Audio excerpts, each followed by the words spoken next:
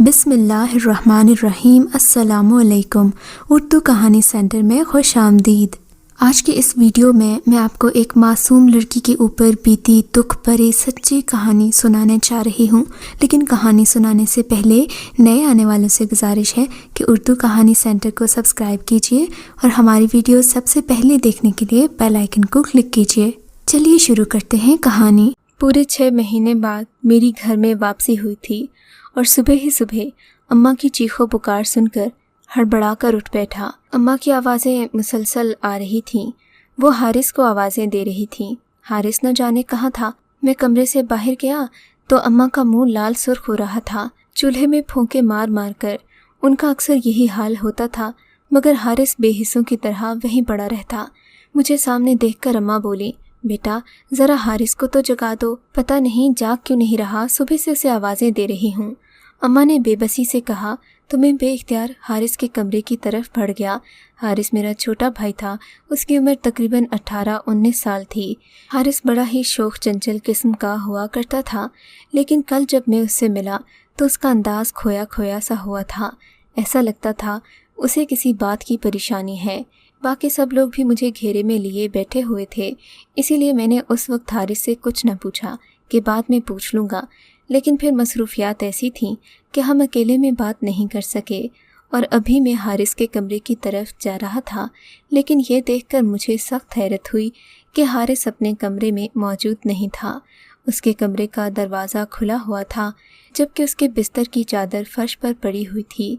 ये देखकर मैं हैरान हुआ कि इतनी सुबह हारिस का कमरा बिखरा हुआ क्यों है। मैंने करीब जाकर देखा तो ये देखकर और भी हैरान हुआ कि हारिस का पूरा बिस्तर गीला था, और ये देखकर जाहिर है मुझे अजीब सी करहत का एहसास हुआ। मैं अपने मुंह पर हाथ रखे बाहर वापस आया तो अम्मा चीख चीख कर थक चुकी थी। बेटा हारिस को जगाया? अम्मा का सवाल बरकरार था। नहीं अम्मा, आप क्यों पूछ रही हैं? कोई काम है तो मुझे बताएं। अरे नहीं बेटा, बस पड़ोस से जाकर दूध लाना था, और कोई बात नहीं। अब तुम तो आज ही आए हो, तुमसे क्या कहूँ। मैं और अम्मा बातें कर ही रहे थे कि दूसरी तरफ से तहमीना चची आती दिखाई दी। तहमीना चची के चेहरे पर अजीब सी पुरस्रार मुस्कुराहट थी। मुझे देखकर उनकी मुस्कुराहट और गहरी होती गई, जैसे वो फातिहाना अंदाज में मुस्कुरा रही हूँ और मुझसे कुछ कहना चाहती हूँ। मुझे इस औरत पर पहले ही शक था। उनका इस तरह से मुस्कुराना, हारिस का घर से गायब होना यकीनन इस बात की निशानदेही था कि तहमीना चची अपनी हरकतों से बाज नहीं आई। मगर मैंने उस वक्त उन्हें कुछ नहीं कहा। वो अपना दुपट्टे का पल्लू सेट करती अम्मा के साथ ही बैठ गईं। अम्मा उनकी हकीकत से वाकिफ़ नहीं थीं, सो उनसे हंस खेल कर बातें करने लगी। मैं गुस्से में पैर पटकता हुआ घर से निकल गया। रास्ते में जाते हुए तहमीना चची की बातें मेरे दिमाग में किसी फिल्म की तरह चल रही थीं। ये ज़्यादा पुरानी बात नहीं है, तकरीबन 1 साल पहले की ही बात है कि तहमीना हमारे ख़ानदान में नई नई ब्याह कर आई थी। तहमीना के आते ही पूरा गांव जैसे उसे देखने के लिए टूट पड़ा। वो इस गांव की नहीं थी, मुखालिफ गांव से आई थी, इसलिए वहां के बारे में ये भी मशहूर था कि उधर की लड़कियां खूबसूरत होती हैं। तहमीना भी उन्हीं में से एक थी। मेरे चचा की दूसरी बीवी थी, और फिर मेरे चचा की उम्र तकरीबन 45 साल थी, जबकि तहमीना चची की उम्र बमुश्किल 20-22 साल होगी। इसी वजह से लोग चचा की किस्मत पर रश कर रहे थे और तहमीना के लिए इजहार हमदर्दी कर रहे थे कि इतनी खूबसूरत लड़की एक बड़ी उम्र के शख्स के साथ ब्याह दी गई। लेकिन कहते हैं कि पैसा हो तो इंसान की ज़िंदगी में सब कुछ आ जाता है। बहरहाल तहमीना चची के हुस्न के चर्चे पूरे गांव में फैले हुए थे, लेकिन कुछ ही दिन के बाद मुझे महसूस होने लगा कि तहमीना चची इतनी काबिले तारीफ़ नहीं हैं जितना कि गांव के लोग उन्हें समझते हैं। सच तो ये है कि औरत का हुस्न किसी काम का नहीं होता अगर वो बदकिरदार हो। चेहरे पर हया का नूर ना हो तो चांद जैसा चेहरा भी काला स्याह लगता है, और आंखों में हया ना हो तो आंखें जितनी गहरी हों उनमें कोई कशिश नहीं रहती। यही हाल तहमीना चची का भी था। मैं तो चची समझकर उनका एहतराम करता था, मगर मैं जानता था कि तहमीना चची की नज़रों में बहुत बेबाकी है। बहरहाल मैं ज़्यादातर अपना दामन बचाए रखता। वैसे भी मोमिन का शेवा यही होना चाहिए, जहाँ पर बुराई देखे मौके से फ़ायदा उठाने की बजाय अपना दामन बचाने की करे। हमारे घराने का मजहबी रुझान था। अब्बा नमाज रोज़े के पाबंद थे। चचा की तबीयत अगरचे और थी, वो हुस्न के शिदाई थे। बहरहाल हमारे घर के मामलात उनसे मुकम्मल तौर पर अलग थे। अलबत्ता कभी कभार उनकी जानिब आना जाना हो जाता था। मैं इन दिनों मेडिकल की तालीम हासिल कर रहा था कि मुझे चचा की तरफ से इत्तला मिली कि उनका छोटा बेटा बीमार है। उनका ये बेटा उनकी पहली बीवी से था, जिसकी उम्र तकरीबन 7 साल थी। चचा अपने बेटे से बहुत प्यार करते थे। इन दिनों लेकिन चचा का घराना हमसे काफ़ी दूर हुआ करता था। ये तो मैं आपको बाद में बताऊंगा कि चचा ने हमारे घर के करीब घर क्यों लिया था। खैर, अम्मा अब्बा के कहने पर मैं चचा के बेटे की तबीयत देखने उनके घर चला गया। हालांकि मैं भी डॉक्टर नहीं था, लेकिन आसपास के लोग मुझे डॉक्टर ही समझते थे। खैर, अपने इल्म के मुताबिक मैं लोगों को इलाज कर दिया करता था। उस दिन भी मैं चचा के बेटे के इलाज की गर्ज से उनके घर गया तो घर की फ़िज़ा में गैर मामूली सी खामोशी थी। मैंने देखा चचा उदास बैठे हुए थे। उनके चेहरे पर अफसरदगी थी, जबकि तहमीना ने चहकते हुए मेरा इस्तकबाल किया, मुझे चाय पानी का पूछा और ड्राइंग रूम में बिठा दिया। वो तो ऐसे चहक रही थी जैसे कुछ हुआ ही ना हो। मुझे उसकी ये आदत बहुत बुरी लगी। मियाँ बीवी एक दूसरे का लिबास भी होते हैं और एक दूसरे का आईना भी। एक रोता है तो दूसरे को भी रोना चाहिए। कहाँ के चची की खिलखिलाती हुई हंसी। मुझे इस औरत का यूं मुस्कुराना उस वक्त बहुत जहर लगा, लेकिन मैंने देखा कि वो बातों ही बातों में मेरी तवज्जो अपनी जानिब करने की कोशिश कर रही थी। खैर, मैंने चचा के बेटे को इंजेक्शन वगैरह लगा दिया, नींद की गोली भी दे दी ताकि कुछ देर सोने से उसे आराम आ जाए। चचा अभी बाहर ही बैठे हुए थे। मैं तहमीना के साथ उनके बेटे को देख रहा था कि थोड़ी देर में चचा कमरे के अंदर दाखिल हुए। उन्हें देखकर मैं उठकर खड़ा हो गया और आन की आन में मैंने देखा कि तहमीना के चेहरे के तासुरात यकसर बदल गए। वो जो थोड़ी देर पहले मुझसे खिलखिलाकर बातें कर रही थी, एकदम चेहरे पर गम की चादर सजाकर बोली, मुन्ना अब ठीक है, आप फिक्र न करें, सुबह तक बिल्कुल सही हो जाएगा। मैं इस औरत के बदलते गिरगिट जैसे रूप पर हैरान रह गया। बहरहाल मैंने ऐसी औरत की मौजूदगी में इस घर में रहना अपने ईमान के खिलाफ समझा और वहाँ से जाने ही लगा था कि चचा चची दोनों ने मुझे रोक लिया। मैं सख्त उलझन में था। मुझे खौफ हो रही थी, लेकिन चचा के कहने पर मुझे रुकना पड़ा क्योंकि उनके बेटे की तबीयत सख्त ख़राब थी और मैं उनको इनकार नहीं कर सकता था। जबकि तहमीना चची भी काफ़ी इसरार कर रही थी कि मुझे अभी इस वक्त घर वापस नहीं जाना चाहिए। वैसे भी मगरिब का वक्त होने को था। मैं रुकना तो नहीं चाहता था, मजबूरन रुक गया। लेकिन न जाने क्यों इस घर में मुझे अजीब सी घुटन हो रही थी। मगरिब के बाद इशा की अजान हुई तो मैं फ़ौरन ही नमाज पढ़ने करीबी मस्जिद में चला गया।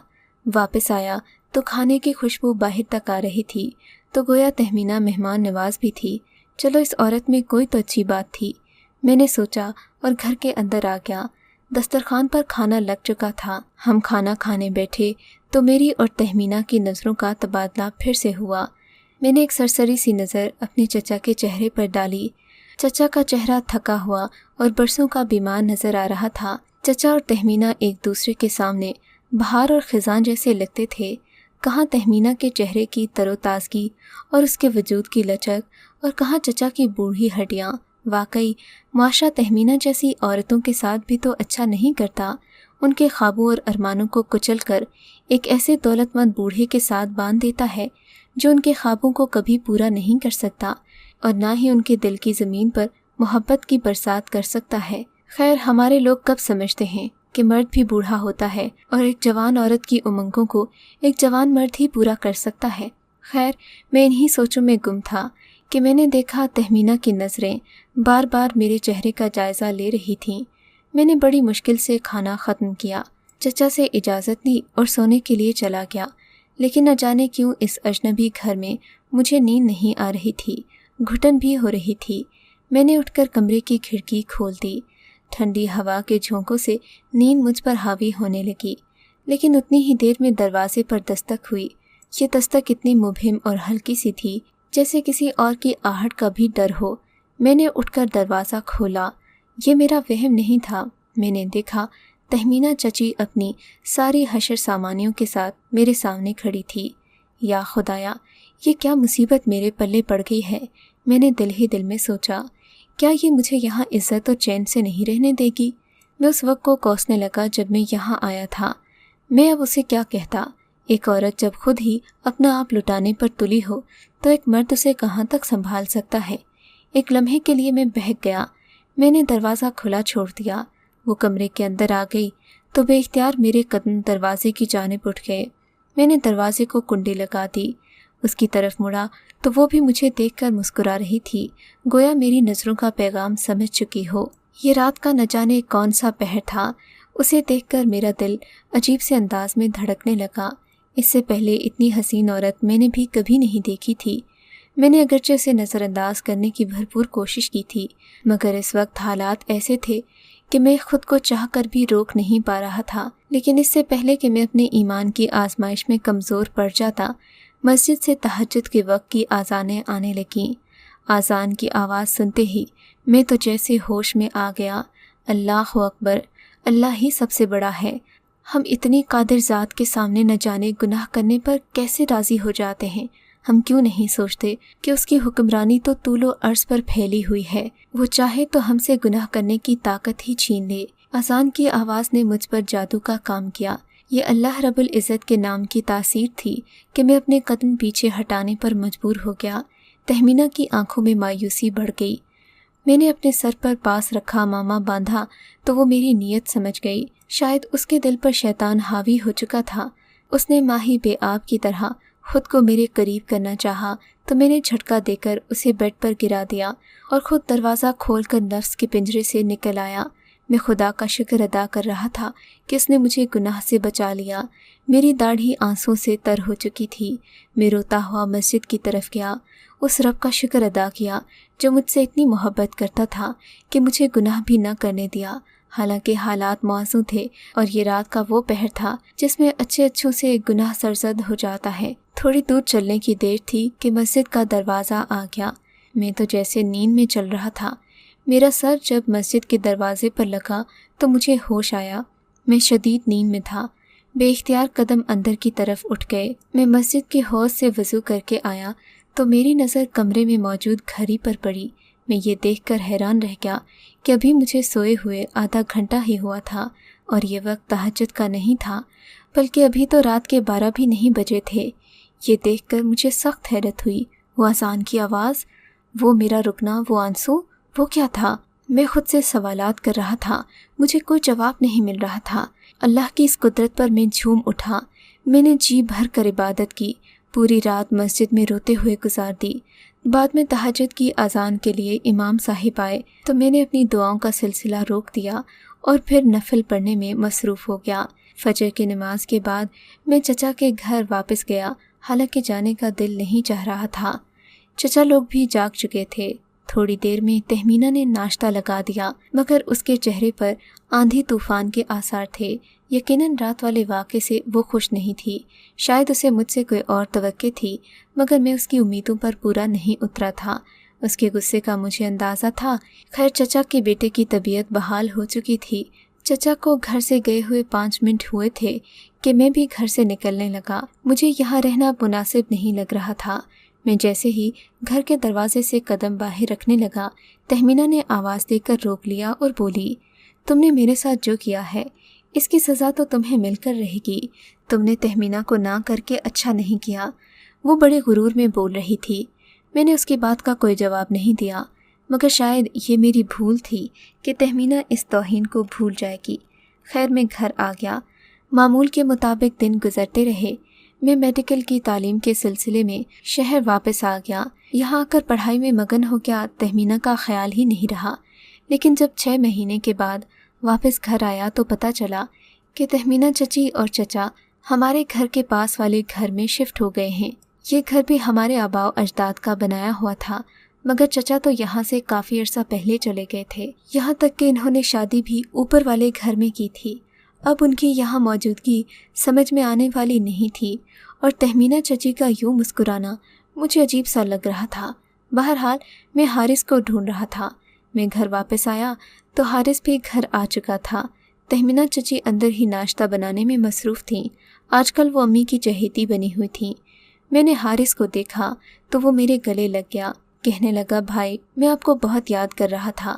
وہ بھی مجھے کچھ بتانے ہی والا تھا کہ امی نے ناشتے کے لیے آواز دے دی۔ ہم دونوں بھائی باہر آ گئے۔ چچی تہمینہ نے ناشتہ بنایا تھا، وہ بھی ہمارے ساتھ ہی ناشتہ کرنے آئی تھیں۔ ویسے بھی اب تو ان کا گھر ہمارے پڑوس میں ہی تھا۔ ناشتہ کرتے ہوئے تہمینہ چچی بددستور مجھے دیکھ دیکھ کر مسکراتی رہیں۔ ان کی مسکراہٹ بڑے معنی خیز تھی۔ ان کے جانے کے بعد میں نے حارث سے پوچھا۔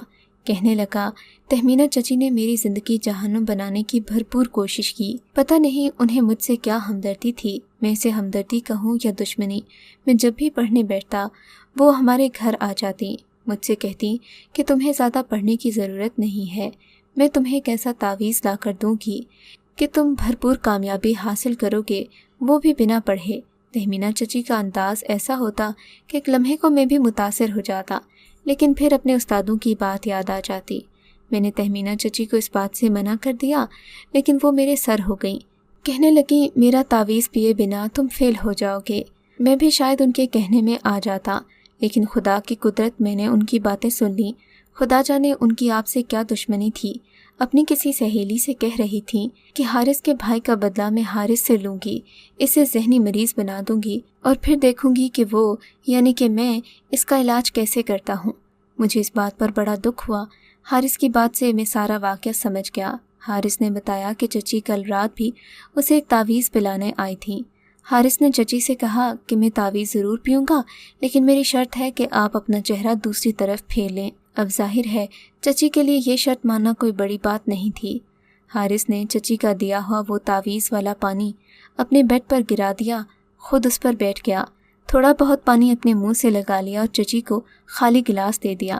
چچی یہ دیکھ کر بڑی خوش ہوئیں، کہنے لگیں کہ میں اب تمہیں اس طرح کے 2-3 تعویذ اور پلاؤں گی، اس کے بعد تمہارا حافظہ اس قدر تیز ہو جائے گا کہ تم بڑے بڑوں کو پیچھے چھوڑ دو گے۔ اس کے علاوہ مجھے حارث نے بتایا کہ 2-3 بار بہانے سے چچی نے اس کے سر کے بال حاصل کرنے کی کوشش کی، مگر وہ کامیاب نہیں ہو سکیں۔ حارث کی بات سے مجھے تہمینہ کی سوچ پر بڑا افسوس ہوا۔ اس طرح بات آئی گئی تو ہو گئی، لیکن وہ ہمارے لیے مستقل خطرہ بنی ہوئی ہے۔ میرا کبھی کبھی دل چاہتا ہے کہ چچا کو اس کی حقیقت بتاؤں، لیکن پھر سوچتا ہوں کہ بڑھاپے میں ان کا گھر خراب کر کے مجھے کیا ملے گا۔ لیکن مجھے چچی تہمینہ کی حرکتوں سے بھی خوف آتا ہے۔ آج نہیں تو کل وہ ضرور کچھ نہ کچھ کرے گی۔ مجھے آپ لوگوں کا مشورہ چاہیے، کیا کرنا چاہیے؟ کیا میں چچی تہمینہ کی حقیقت چچا کو بتا دوں یا پھر اپنے طور پر محتاط رہوں؟ میری جگہ پر آپ ہوتے تو آپ کیا کرتے؟ اگر آپ کو یہ کہانی اچھی لگی ہے تو اس ویڈیو کو لائک کیجیے اور اس طرح کی مزید ویڈیوز دیکھنے کے لیے ہمارے چینل کو سبسکرائب کیجیے۔